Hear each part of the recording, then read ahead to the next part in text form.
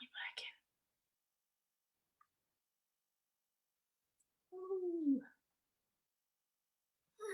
working? Yes, hopefully this works.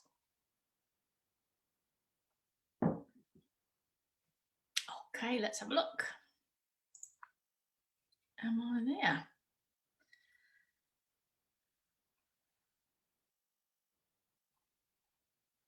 I'm just going to refresh. Don't know if you can see me or see Facebook. I think you can just see me. I'm just looking to see. There we're working. Yay, fantastic. Okay, cool. I'm going to check on Facebook to see if anyone is there. If you are, please give me a thumbs up and say hello. I'm not getting any little pictures of people's faces anymore, particularly because I'm on my computer, not on my phone. So if you are there, just say hello and then I'll know that you're there. And I will share my screen in a minute. Who is there? Cool, Suzanne, I saw a thumbs up, brilliant. Nice to see you. Anyone else there? For whatever reason, Facebook was not playing. I cannot get Facebook on my phone. The laptop was playing up. So I'm hoping it doesn't all crash. I think everyone's on their computers or on their phones and in Facebook at 7 o'clock in the evening. So I will go back and check now and again just to see any questions. What I'm going to do is I'm going to pull up another PowerPoint and I'm going to carry on from our discussion or the video this morning on mindfulness or mindful eating. And talk a little bit more about emotional eating. And then I will go back to Facebook and just see if there are any questions that you've had about anything. I know some people might not have got around to doing the activities, and that's absolutely fine. That's cool, Jackie. I've just seen your question. It doesn't matter. We've got time, and I know this kind of 3-day squished in and you're working, so you don't have to. I'm going to put up a post just to say, when you've done the activities over the next 24 hours, as you go, you can put in any questions or any insights. And as I said, in 2 weeks' time, I'll come back here and then we can all come back together and you can just let me know if anything came up or if we've got any questions then. So if you haven't watched the video because you've been out working, it doesn't matter. Don't worry, just do it when you can, but make sure that you do it when you can. Don't give up because it's 3 days squished, okay? This Facebook group is going to be up for a month, and all the posts and stuff will be there anyway. I'll just archive it so we don't have a conversation. Hi, Paulette. I don't see you, but nice to hear your words. That's cool. Okay. Awesome. And I'm sure some people will be watching this video later on because of dinner and kids and all the rest of it. So it's all fine. So I'm going to go into the PowerPoint, share my screen, and then I will go back and I will check. There you go. Now you can see me. I'm going to go here and I'm going to go here and move me out of the way. Cool. And I'll move this up and out of the way as well. So I will carry on with this little PowerPoint presentation, which is kind of following on from this morning, and then I'll go back and check to see if you've got any questions. So if you have questions or comments, put them in as we go, and then I can go back to them at the end.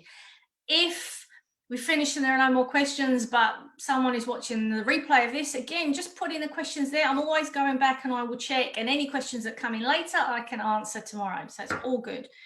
So let us move on. Okay, so this morning's video was about mindful eating and starting to eat with a bit more awareness, slowing down, focusing on the tastes of food, chewing your food, because a lot of the time when it comes to food, we tend to, sometimes we might eat food where we're not even aware of what we've just eaten. You eat a whole packet and you think, why did I eat that? So not only do you not remember eating the food, but you don't even remember the taste or the colors or the smell. So it's about slowing your eating down, which is much better for our gut anyway.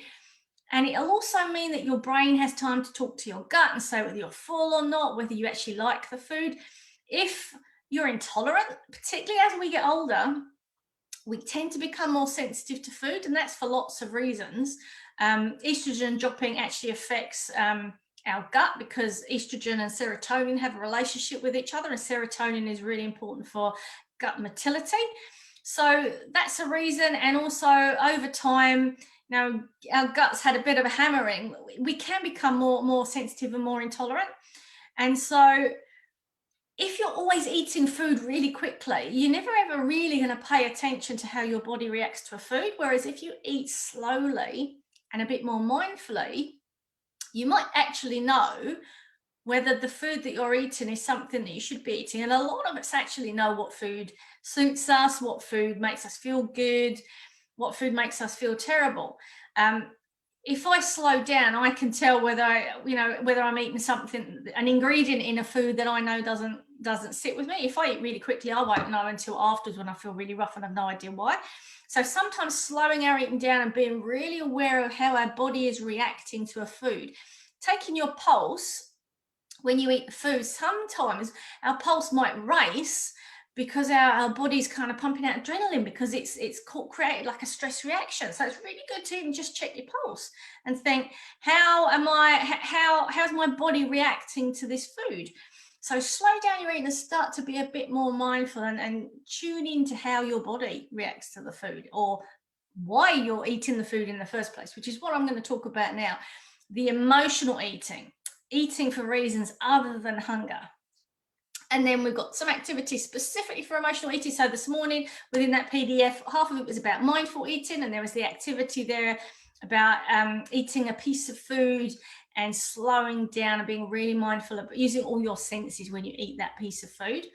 And that's something you can do now and again. If you have a piece of chocolate, enjoy that one piece of chocolate or that one biscuit, and you might find you don't need another piece because you've really savored that one piece. And as I've said before, we actually, well, I've said not necessarily here, but sometimes it's that first mouthful that we're trying to replicate, because that first mouthful is where we get a hit of dopamine and we feel awesome.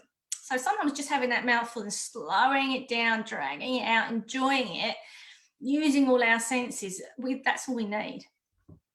So emotional eating. If you're eating for any other reason than true hunger, and I talked about all of the other types of hunger this morning, then you are eating emotionally. And that's, just be aware of that. And there aren't many people that aren't emotional eaters. I'm certainly an emotional eater. I know when I'm being emotional, when I'm eating emotionally, and I'm much better at stopping myself at the tracks, even if it's just not even eating mine. But this afternoon there was some chicken in the fridge, and I saw the chicken, was putting it in my mouth, and then I thought, what am I doing now? I don't need it. I'm not hungry. I saw it and I thought, oh, that looks good. And I stopped myself. So I'm getting better at doing that, but I still do it all the time. So just be aware that if you're eating and it's not because you're really hungry, chances are it's because of some form of emotion, and you're using food to help that emotion. So the first thing I want you to do, and it's in the second half of your PDF pack, is to think about, what is food to you? So food is, brainstorm it down, write it on a piece of paper, and think of all the things that food is, because that will tell you so much. Is food yummy? Is food to you pain? Is food fear? Is food guilt or shame? Is food comfort? Is food a hug? Is food a friend? Is food pleasure? Does food make you feel guilty? Is food to you a form of punishment? So just brainstorm and think about, what does that tell you about how you see food? Bearing in mind, food is actually meant to just be fuel for our body. So what is food to you? And then from that, you can start to unpick and realize the psychology behind your eating. Think about how your relationship with food has changed over the years, how your childhood has impacted how you see food today. So when you think of all the things that food is to you, where has that come from? And start to look at that. The second thing is thinking about the triggers. What is the situation that makes you eat emotionally? When you do the tracking about what are you feeling beforehand, that can help you then turn it around, because it's really important that you then reframe that situation. What could you do differently? So, for example, when I used to work in a college, and I worked very hard. I was very stressed and quite overwhelmed with the amount of work and the demands. I would come home and I would drink wine, and I probably haven't drunk wine as much before or since having worked there, because it was my way of dealing with stress. Now, when I realized that, I looked at, well, what is it that the wine is giving me? The wine is giving me a pat on the back. It's a type of reward, but I'm using it as stress relief because I'm feeling overwhelmed or not in control. But the wine isn't making me feel any less overwhelmed. The wine doesn't make me feel any more in control. So how can I reframe that and do something else that does make me feel in control? What can I do that makes me feel less overwhelmed? Maybe it's something I need to do in my day to feel less overwhelmed. Maybe it's something I need to do to feel like I have some control, whether that's in the workplace or whether that's going for a run or working out or doing something else where I'm in control and I'm feeling powerful, I'm feeling strong, and it's stress related. That's probably better than having a glass of wine every night and feeling really crap and not sleeping well. So it's about, what is the situation? Is it having a row with someone that makes you then go and reach for some food? So what are you feeling? What's the feeling that's come from having that row, and how can you turn that round? What can you do differently to get the feeling of power or control or comfort that you would normally get from food? What could you get from something else? So that might be going for a walk. It might be journaling. It might be talking to a friend. It might be changing the way that you see the situation. There's a really cool quote by Wayne Dyer, who, I don't know if you've heard of him, but he's brilliant. And he used to say that when you change the way you look at a thing, the thing you look at changes. And I tell you, that's so true. So when you reframe a situation, the situation kind of changes because you've decided to see it in a different way. You look for the good, or you look for how you can see another way of perceiving that situation, and then see what you can do to get the feeling of comfort or reward, or to be cheered up, or to be entertained. What can you do? Something else in order to get that feeling. And we're going to talk a little bit more about that when we talk about food rewards on Sunday. So if it's pleasure that you're getting from eating that food, what else could you get? What else could you get pleasure from? And what else could you do to get pleasure instead of the food? So we'll talk about that on Sunday. And that's really important. Learning about your triggers and your cues and then trying to sort those out is really key, because without sorting out the triggers and the cues, you're just going to keep going back to the default behavior. So the first thing is awareness of you're eating emotionally if you're eating and you're not hungry. Looking at your relationship with food, how you see food, and also what are the triggers and the cues and what can you do about those. The next thing is the voice. So the voice is that voice that you get. I've always kind of feel like we've got two voices on our shoulders. We've got the demon voice and an angel voice. And this demon voice is this really irritating voice that's always negative. It's always telling you that you suck, or you're this, or you're that, or you're fat, or you're ugly. It's, you know the voice I mean. You're not good at this, you're not good at that, you're not worthy, you shouldn't be, why are you trying to do that, you're never going to manage it.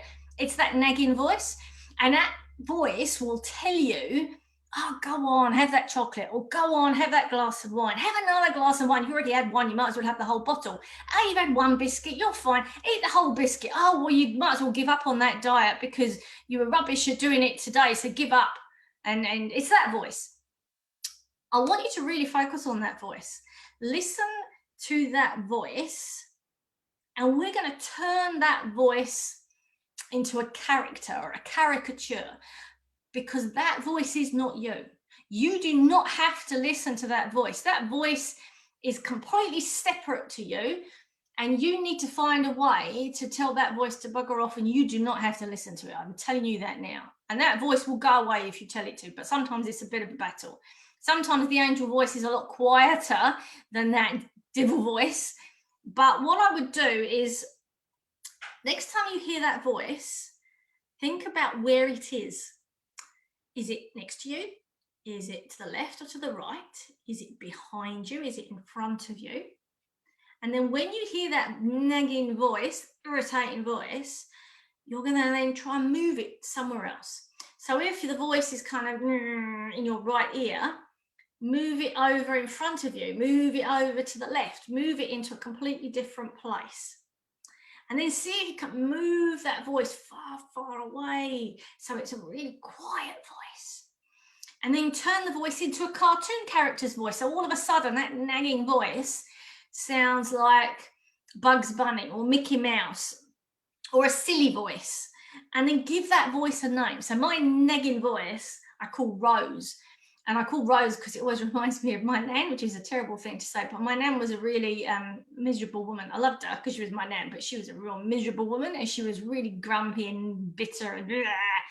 And so whenever I hear that voice, it reminds me of her. So I called it Rose. Now, I know some people have called their voice Bob, Dick, all sorts of names. And I want you to tell me, put in the comments box, what your voice's name is. Give it a voice name, because that straight away will make it not you.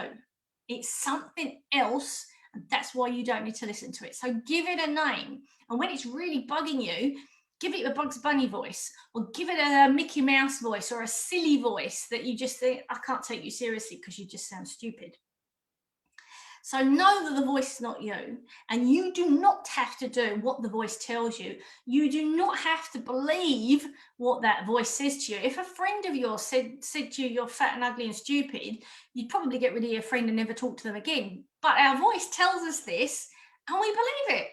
Get rid of it. It is not a friend. Tell that voice to piss off, because that voice has not got your back. That voice is not you, and you do not have to listen to it. And what it says is not true. Okay? You could also, if you don't want to be rude and swear at it, then say, thank you for trying to help, but no thank you. But you do have the control, and it will get easier, because over time that voice will get quieter and quieter and quieter. Sometimes it will come back, particularly when you're feeling a bit vulnerable, but you are still strong enough to say, no, I'm not doing that, and I don't need to listen to you. And please remember that. So give that voice a name. Play around with where it is. Give it a stupid voice, and know that it's not you, and you do not have to listen to it or believe it, because it's not your friend. Rant over. Okay, so your task specifically for this part is to complete the 3 exercises in the PDF. And I think there's the one there that's about the food is, and there's a couple of others. There's also a table. So the table is just gives you some examples. So you could just write it in a notebook, but you're going to track your emotional eating over the next week. And you're going to find out, what are the triggers? What has made you want to eat when you're not hungry?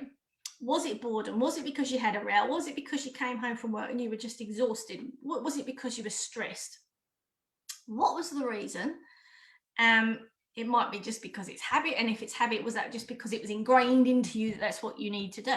So track your emotional eating when you eat and you are not hungry. So this is like being full and then still eating the pudding because as a child you kind of were encouraged to eat pudding even though you didn't want to. It's eating when someone says to you, here, I made this cake, and you really don't want the cake, you're stuffed, but you say, okay, I'll eat the cake. That's emotional eating, because you're eating not because you're hungry, you're eating because you don't want to hurt someone's feelings.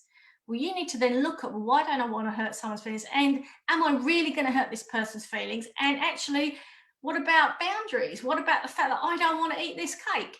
If they're offended by that, that's their problem. It's not mine. I don't want to eat the cake. So that's an emotional form of eating. You're not hungry. There's a reason why you're doing it, and it's not hunger. So start to look at that, and then start to look at what could you do differently about that next time. Look at the cues, look at the triggers. What could you do next time that trigger comes along? And then remember that voice exercise. Have a play. When you get that horrible, nagging, irritating voice, have a play, give it a name, change the voice, move the voice around, and tell it to go get forth and multiply, and you do not need to listen to it. So have a play with that. And then there is a meditation that will be emailed to you if you want the meditation. It's called Love body meditation. It's a relaxing meditation, but it's also about loving your body. Please give me your email and I will email that to you, and then you can listen to it and enjoy it. So that's basically your task. I know you had your mindful eating task. This is your emotional eating task, but this is something you do over the week. You don't have to get it all done this evening. Okay, so this is something just to try and fit in over the next week. And here is a lovely quote. If hunger isn't the problem, then food isn't the solution. Put that on a post-it note and stick that up by your cupboard or fridge. Now I'm going to stop the share. In fact, I won't stop the share. I'm going to just go and I'm going to have a look. Let's have a look. I'm going to have a look and see if we have any questions or comments. And we've got, it's going to let me, I'm hoping you can see this as well. So for some reason, 1, 2, 3, 4, I don't know why I've only got 4 comments when there's 12. This is Facebook being weird. Tanya said, I eat 2 meals a day, sometimes 1, sometimes 3. Yep, that's a type of fasting. And I do that too. Like today, I've only had two meals. So I eat within a short window. And sometimes I skip a meal. And there's quite a bit of research to show that that's actually really good and really, really healthy, actually. And so I think today I had lunch and dinner, and I didn't have any breakfast because I wasn't hungry. So I thought, I'm not going to eat. I love a blue steak. Yeah, Paulette, boredom is my emotional trigger. Absolutely. I definitely, that's my thing. I don't, the wine was a stress relief. So alcohol is my stress relief, which I don't do anymore because I found as I've got older, alcohol just doesn't like me anymore. I feel terrible. Even if I have 1 glass, I won't sleep and I just feel yuck. So I really don't drink very much alcohol at all anymore. But boredom is a problem. If I'm working at home and that's why I hide my snacks, because I'll just, if it's there, I'll eat it. So now I have to lock everything away, then I don't. But boredom is a real problem. So you have to try and find something else to do that stops you being bored. And sometimes it's doing a different activity. So if I'm bored because I'm kind of working and I've been doing the same thing for a while, and I'm a bit sick of Facebook ads or whatever, then I might get up and go for a walk. And then I find I come back and I'm feeling really good. So if I break the activity, I stop being bored.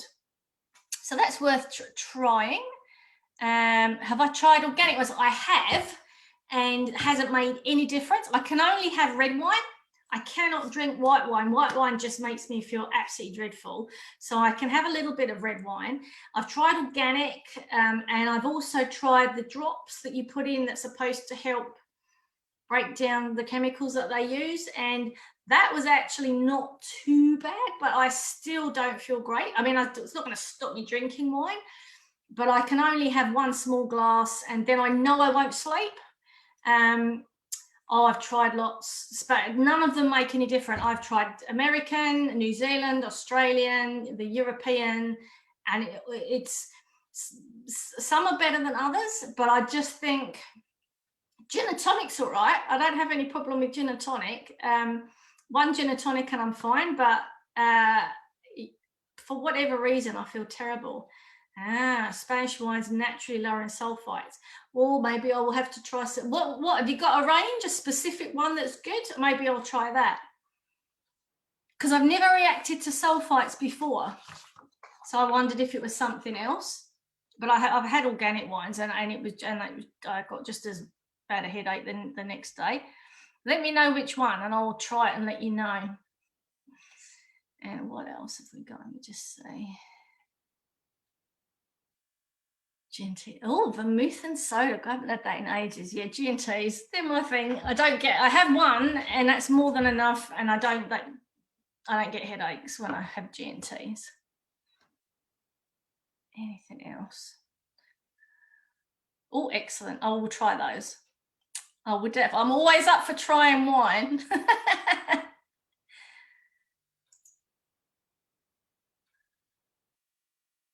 Okay, when I'm really tired, especially after work. Yeah, it's easy to reach for a biscuit or chocolate. When I'm extra stressed, I can go for days. So that's really interesting, because some people do that, and I know. So there's kind of two ways of being it. A lot of people, I've actually lost huge amounts of weight when I've gone through, when I've had experiences that are hugely stressful. And I don't just mean like little, I mean like traumatic stressful. I lose my appetite, and I've lost weight doing that. So for a lot of us, we won't eat, but sometimes people eat.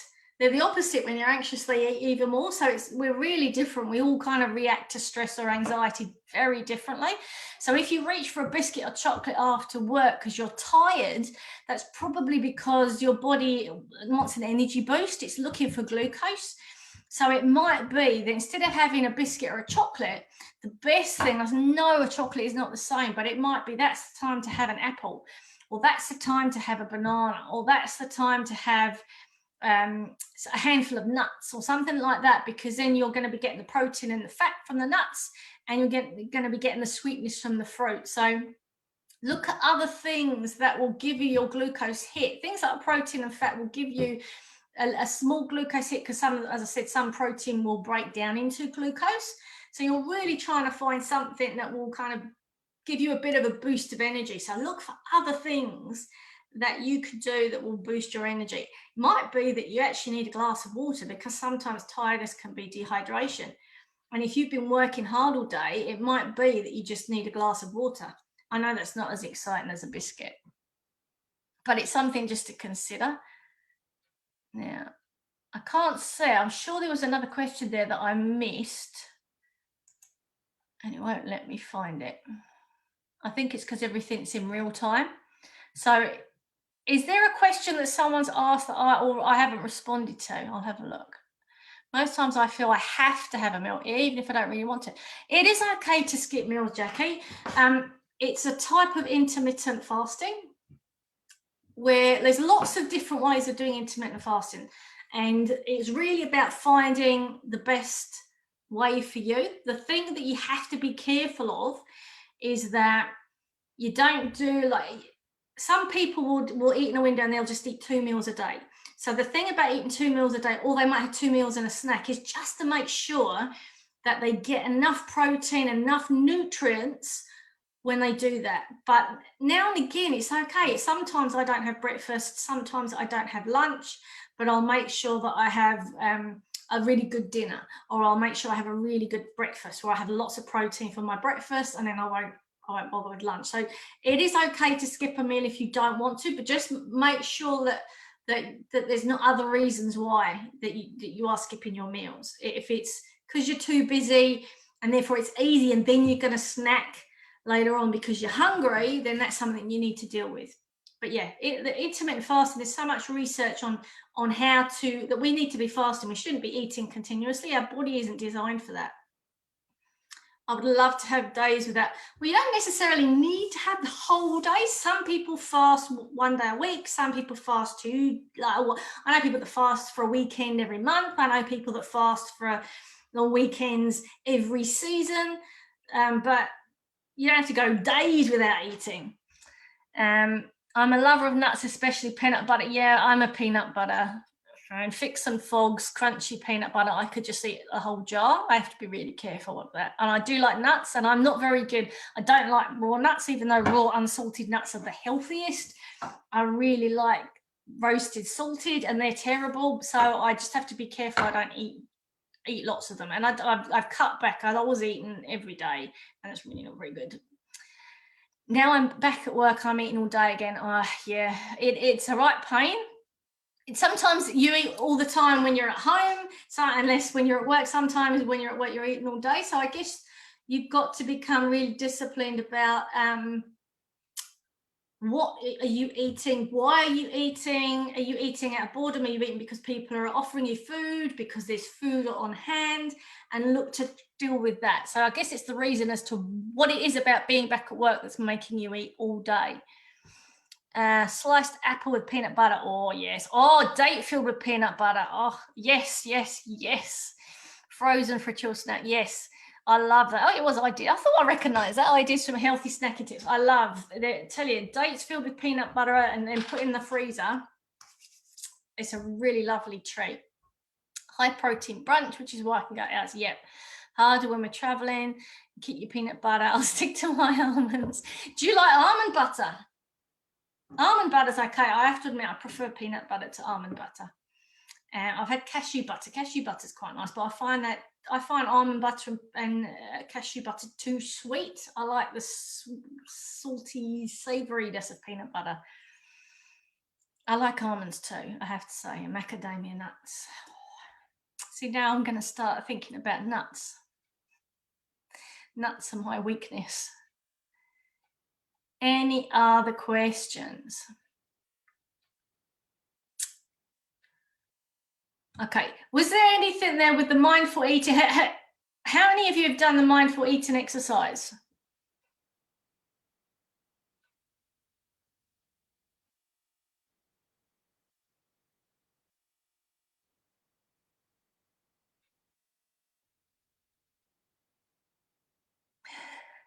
Don't like salt or macadamias.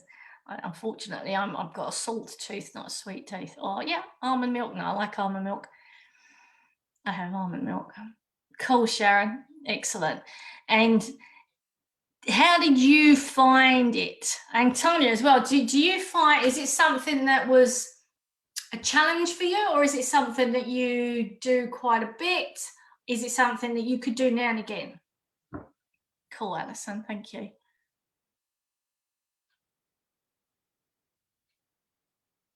With the chicken nugget earlier. Awesome. Cool. Cool. I have in the past with chocolate. Good. And that's it. Don't get me wrong, I don't do this all the time, but it's just now and again to slow your eating down and to then start being awareness. I think it's one of the reasons why, people saying grace before a meal, regardless of whether you're religious or not, there's something beautiful about saying grace or saying like a kind of a prayer before you eat, even if it's just saying thank you to the food. It slows us down. It makes us think about the food on our plate without it being, it doesn't have to be religious, but there is something about slowing down and looking at the food and thinking, wow, aren't I lucky that I get to eat this food? And where has this food come from? Which will also make you think about what you're eating. But it'll make you appreciate what you're eating.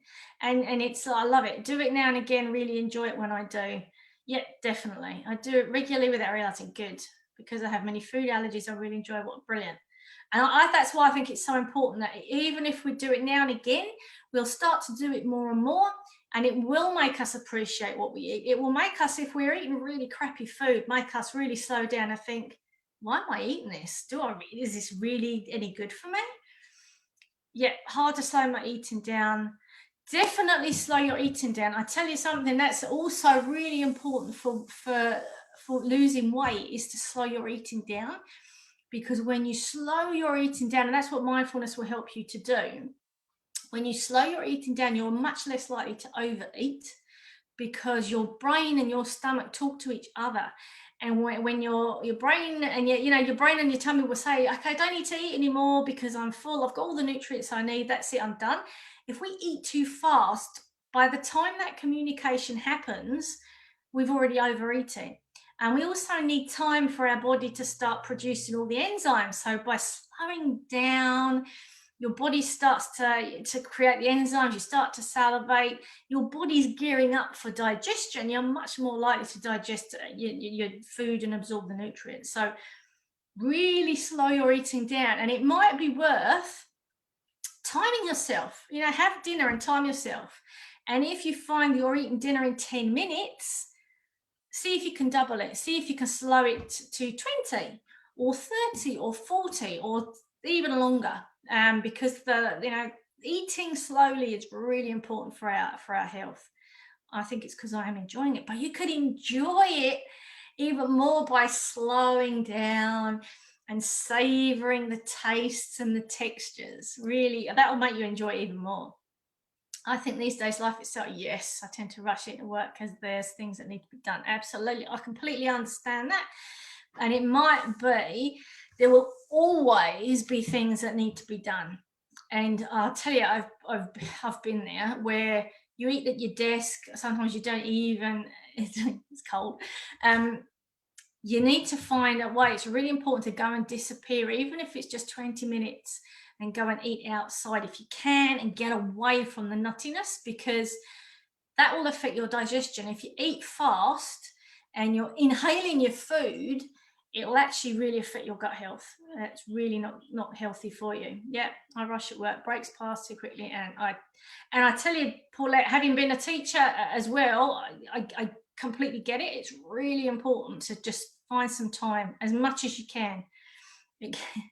Well, sometimes it might get cold, but sometimes that depends. I'm not talking about an hour and a half, but you could probably still eat a meal in 20 minutes and it would still be hot, honestly. Maybe have a salad. 20 minutes to eat my lunch. That's probably okay. If you find that you have bloating after you eat lunch, then maybe try and add another 5 minutes on or another 10 minutes on. Whatever's doable, but try and maybe take a little bit longer, because if you get bloating after tummy, the chances are, bloating after you've had your lunch or your breakfast or your dinner, the chances are it's probably because you've eaten too fast. My husband gets his kind of burpy, like indigestion. He doesn't even get indigestion, but he burps a little bit.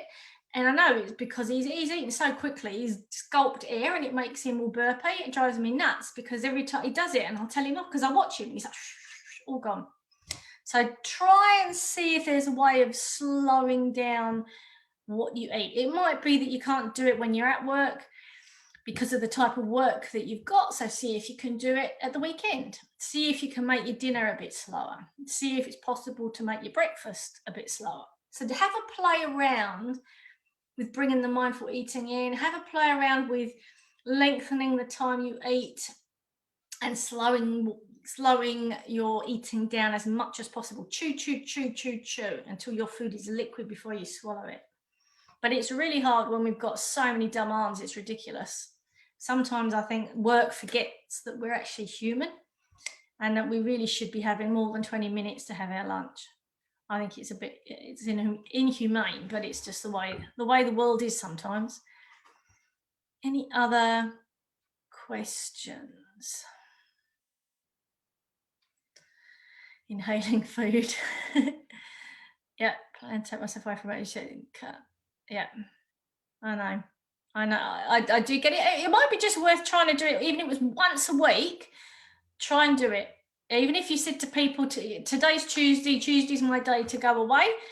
If you can't do it every day, and have a play around and see how it makes you feel. And you might find that it makes you feel less stressed when you then come back to work. I've read it's not too good to drink too much with meals, as it dilutes the acid in your stomach. Yeah, that's a really interesting one, because I can't find any research that proves that, but it's like one of those things where you hear it, but I've never actually seen anything that says it's absolutely true. The one thing I would say, I do sometimes have water with my meals. There's water in your meal, so I really don't know that water is going to dilute your acid any more than the water that's in your food.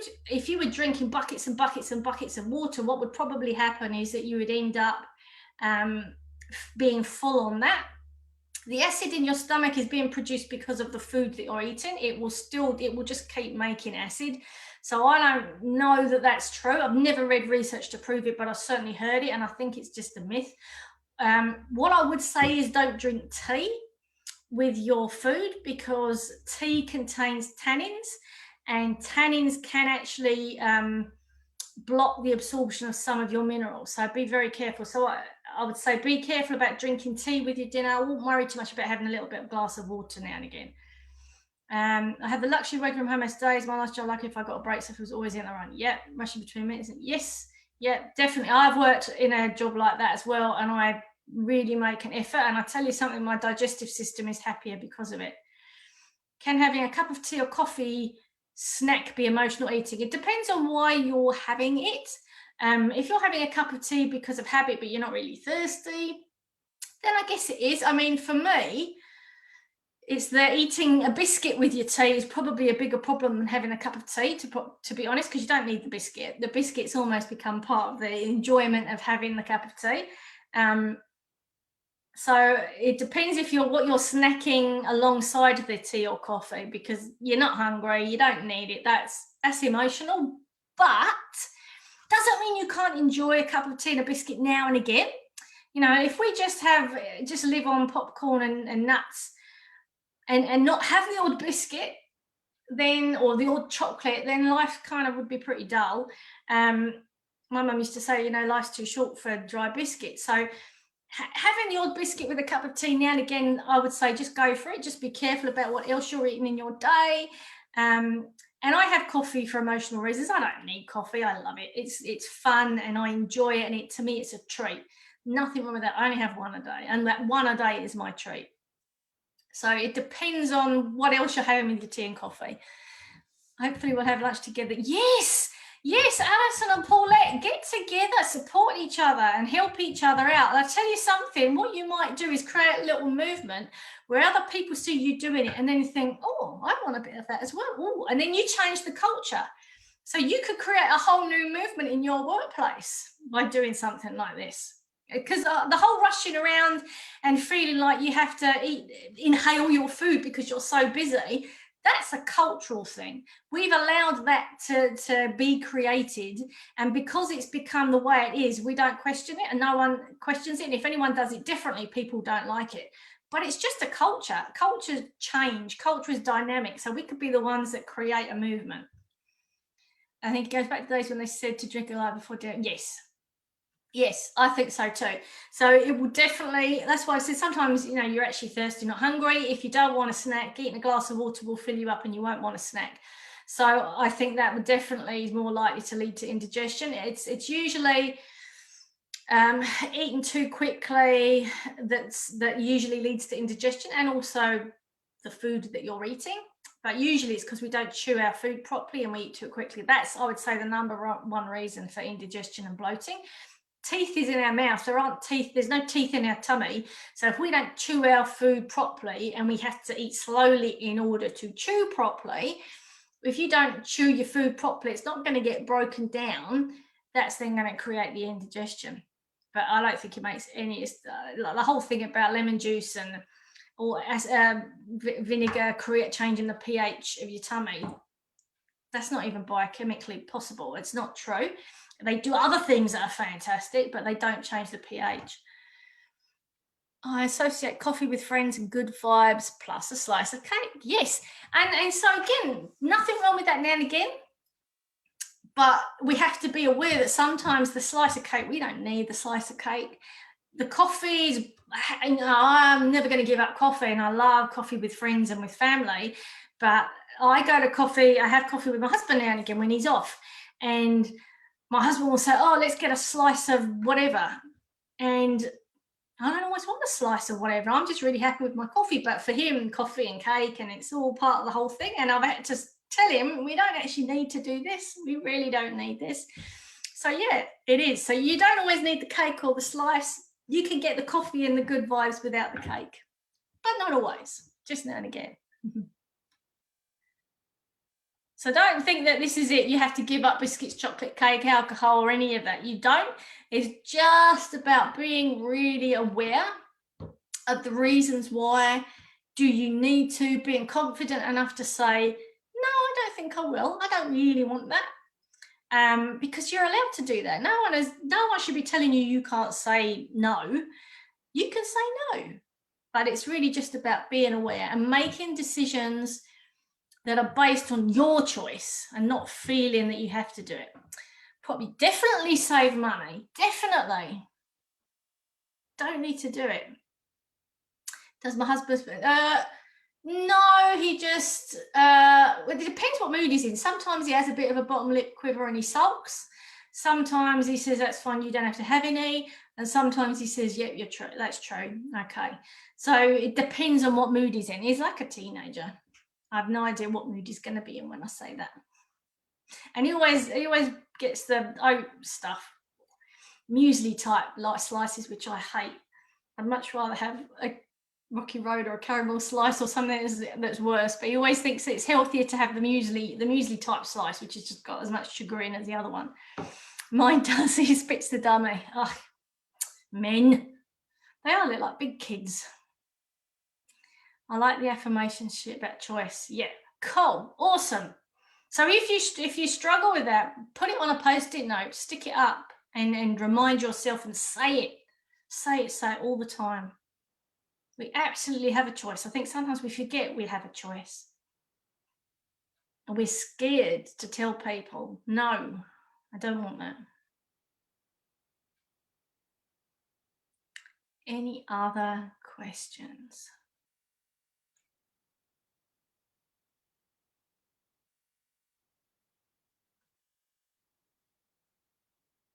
I love it.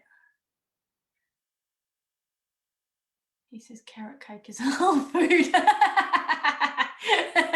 Well, it's plant-based. Your carrot cake and coffee, that's a plant-based diet. I don't do sweet things, cakes and biscuits. Yeah, same here. It's the savoury stuff I really struggle with. Not this. I can live without cakes. Mine would say yum, not for me. Yeah, that's what he says most of the time, to be honest.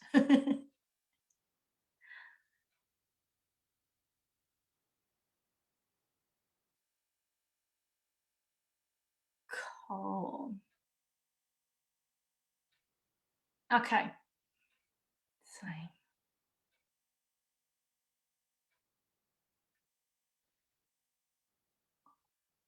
Okay, cool. So I think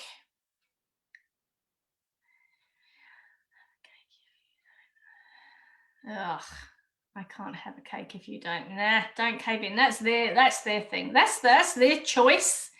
And it's not true. They can have a cake if they really want to. And it's not your responsibility to make them feel better. Cool. Excellent. Sausage roll maker. Ooh, cool. And lots of biscuits, but then we can't just stop at the one. That's the hardest thing, isn't it? So that's why the mindful eating can help when you just stop at the one, enjoy the one, because the second biscuit will never taste as good as the first. Never.